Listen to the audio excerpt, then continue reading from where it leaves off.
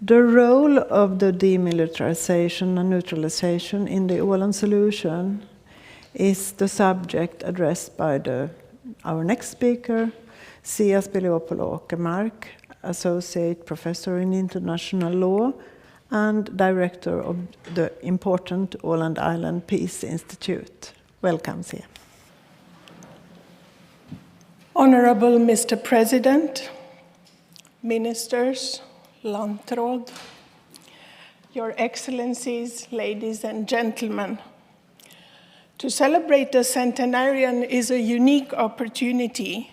This is in fact my first centennial party ever. So I take the chance to discuss with you the implications of the fact that the 1921 Convention on the Non-Fortification and Neutralization of the Åland Islands is an integral part of the Åland solution as a whole. What does it really mean? Mrs. Henriksson made a little bit of a deviation into the autonomy aspects, and I will return then back to the international aspects linked to issues of security. I will reveal already now my main message. It is that the negotiation of the totality of the solution, which involved the sovereignty over the islands, security issues, the division of power, and language and cultural guarantees, this process was a comprehensive, multi-level process that involved some of the brightest minds of international diplomacy and law at that time. It was not an achievement by the Ålanders.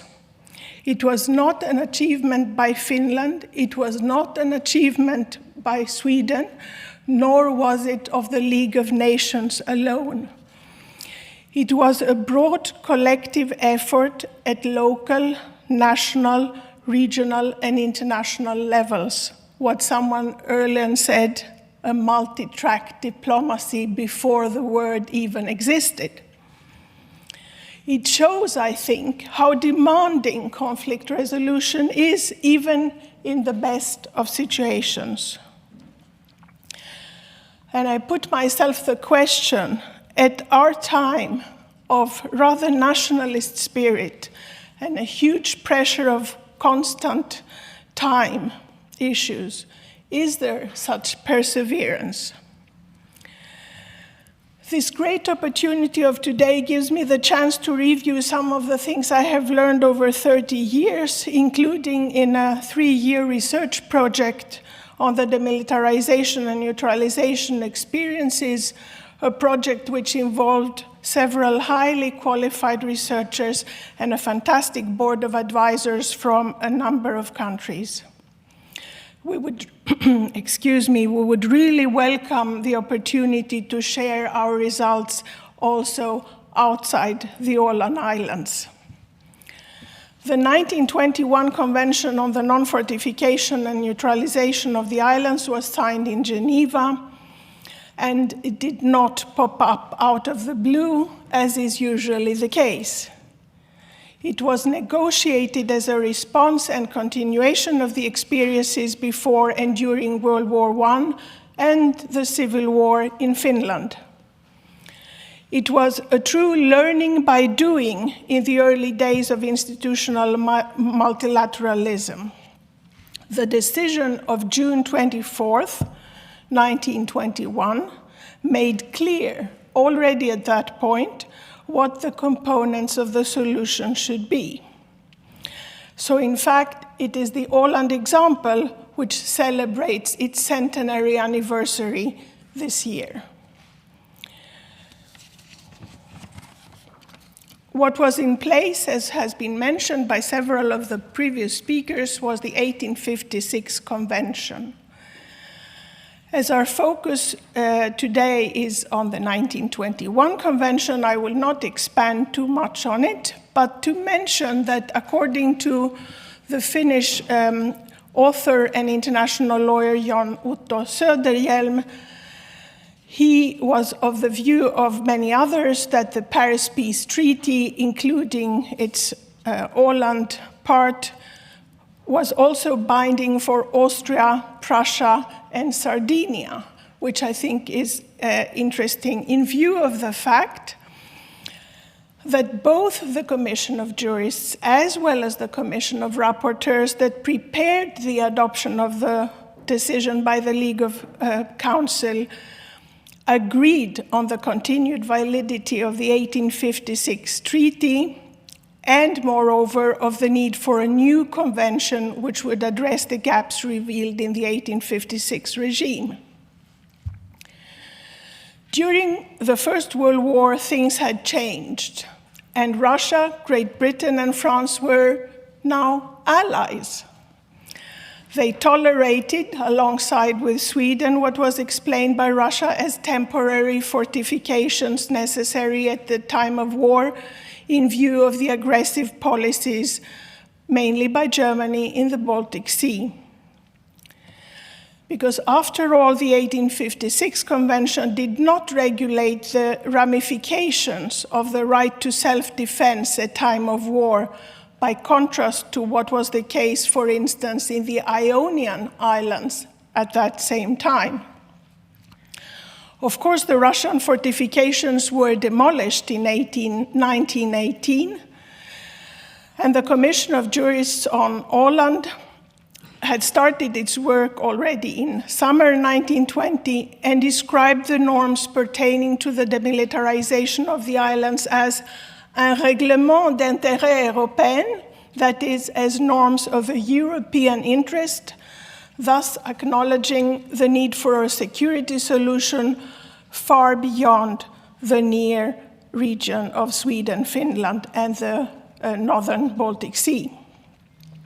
The Commission of Jurists was composed by the French Ferdinand Larnaud, the Dutch Antonio Stryken, and the Swiss Max Huber, with the Belgian Georges Kekenbeek as its secretary. I'm very happy that so many of the states here are represented among the ambassadors. They were highly engaged personally and well-known, heavy names, if you so want, and the League of Nations was seen as a workable tool. Also, the Commission of Rapporteurs discussed extensively the issue of the demilitarization and neutralization of the islands and came to similar conclusions. In fact, the Commission of Rapporteurs said, moins il y aura d'appareils militaires à Hollande, plus la tranquillité y sera assurée. This is pretty clear. The less military presence, the more calm the situation will be. So this was an understanding linking the overall thinking of the Commission vis-à-vis the Åland Islands. The Commission was then composed again by Belgian Baron Beyance, the Swiss Felix Calander, and the Jewish-American lawyer Abram Elkus, who was heavily involved in the Armenian genocide experience. In the treatment of the matter in the Council, we also find the Chinese President V. Queen Wellington Koo, who opened the demilitarization conference, the Danish diplomat Herman Anke Bernhoft, who was elected as chair of the conference, and he had been involved in the North Schleswig Sønderjylland issue, as well as later on in the East Greenland case in front of the Permanent Court of International Justice. The secretary of the Demilitarization and Neutralization Conference was no one else than Donizio Ancelotti, the Italian, who was to become a judge at the Permanent Court of International Justice. And in the background, we found the Japanese diplomat Inazone Tobe, vice president of the Council, who said in Brussels in September 1920, "Certainly, a calm discussion of jurists has nothing in it to appeal to the lovers of the spectacular, to whom a war between Finland and Sweden would have afforded something spectacular. Interestingly, Ancelotti and Kekebek wrote also a specific note on the links between Åland, the demilitarization, and the idea of collective security. So both the commissions, as well as the League of Nations, saw this as a matter of an international character. However, the negotiations did not only involve peace-loving, inclined lawyers and diplomats. In the conference negotiating the convention were also a number of militaries and a close contact with the military elites. In the Finnish delegation, we found Oskar Paulenkell, and the Danish delegation included Captain Henry Wenck, who was the chief of staff in the Danish Navy, for instance. So, the Åland Convention on Non-Fortification and Neutralization was not a hasty or impulsive result of a few weeks in October 1921. It was a continuation of a deep engagement and thorough examination of the issues from a political, legal, diplomatic, and military perspectives. I feel grateful for and impressed by the amount of intellectual and diplomatic activity invested in the Åland Islands at that time. I am also impressed, but not particularly surprised in view of the above, by the number of ambassadors present here today. Your presence honors the Åland solution and confirms its continued relevance in international affairs.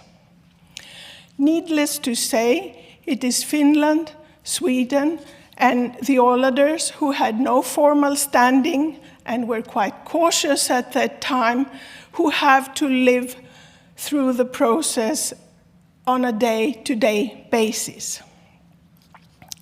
As it has been said many times before, it was a reasonably tolerable compromise. Someone could even say it is about living with disappointment. All sides were reasonably disappointed with regard to some claims, but also found response to some of the others. And you may recall that Hjalmar Branting received the Nobel Peace Prize in 1921 precisely because Sweden accepted the solution and did not pursue the issue. So, the Åland solution consists of these interlocked elements: the issue of separation and division of power, the government, which is not delegated. And I think this is something misunderstood in many international occasions. It has its own standing. It's not given by the Finnish constitution. It's primordial, if you so want. And the appointment of the governor who joins us today is part of this special arrangement in the power relations. Issues of the language and culture are the second aspect of the Åland solution, and they rely on the language of education, for instance, the right to domicile, but also the precondition of a bilingual constitution of Finland, something which is not working very well from the perspective of the Åland Islands. And finally, the issue of security, which is not only the demilitarization and neutralization regimes, but also through provisions about local security and Swedish-speaking police under the responsibility of the Åland Islands, and the continued validity of the exemptions to conscription, which are not part of the demilitarization formally, but which both insiders and outsiders often see as intimately linked to the demilitarization regime. There are other examples from that time that are somehow similar. Svalbard-Spitsbergen Treaty is one obvious example that comes into mind, even though the setup is very different. And a little later, the Montreux Convention of 1936 concerning the Bosporus and Dardanelles, which are very much under debate currently. So what I'm saying is that this wooden knot puzzle, as René Nyberg has aptly put it, of the Åland solution, does not only have implications for the Åland Islands and the nearby security, but actually affect the conditions and situations in a large number of other states and regimes as well. It is this unique experience that functions as a source of hope and inspiration to all those that we meet who visit Åland and who inquire better knowledge and understanding about what Åland is all about. We do not have the time to go through the specific provisions of the 1921 Convention in detail, and I'm very happy, I must say, I'm delighted that Minister Haavisto already has dealt with Article 8 in the Convention, which says that the Convention should prevail under all circumstances in the Baltic Sea. But 2 words about the difference of concepts, the concept of demilitarization and the concept of neutralization. Articles 3 through to 5 entail the basic restrictions on fortifications and military activities. And all exceptions are to be interpreted in a limited way and are only possible in exceptional circumstances. This basic platform applies all the time, at times of peace and at times of war. But then you have the next layer, Articles 6 and 7, which create the concept of neutralization, which is different from the idea of a neutrality of states. That is, that a state has to be kept completely outside military alliances. And I'm delighted that both Ireland and Austria are with us today. The neutralization means that a limited territory is exempted from the military activities during war. And this does not preclude the right to self-defense for Finland, but this right to self-defense is highly regulated through the Convention.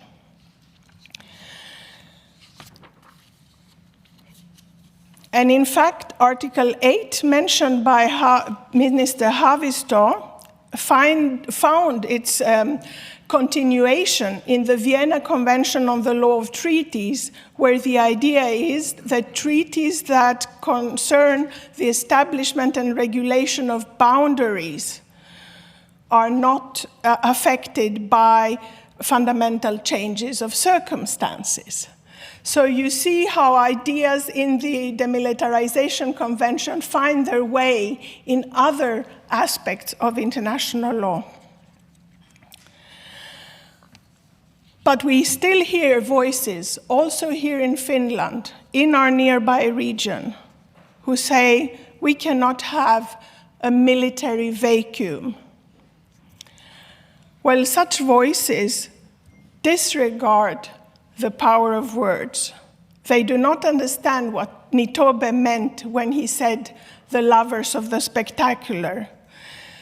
The alternative to words is nothing but armed force with the consequence of war, and war means nothing but death. I will not want to end my speech in a gloomy tone, so I decided I will find out what do really old people who have turned 100 say as advice to us youngsters. And then I found this fantastic YouTube series which is called Guide to Living Your Best Life. And if you like old ladies, you will like that clip. So, dear ambassadors, your excellencies, What do they say? They say, get yourself involved. Look for peace because it is not easy to find. Think for yourself. And the one I like most of all, if you give up on yourself, shame on you. So let us not give up on the words. Let us not give up on the ambition of peace, which is our common vision. Let us continue the provocation towards the lovers of the spectacular. Thank you.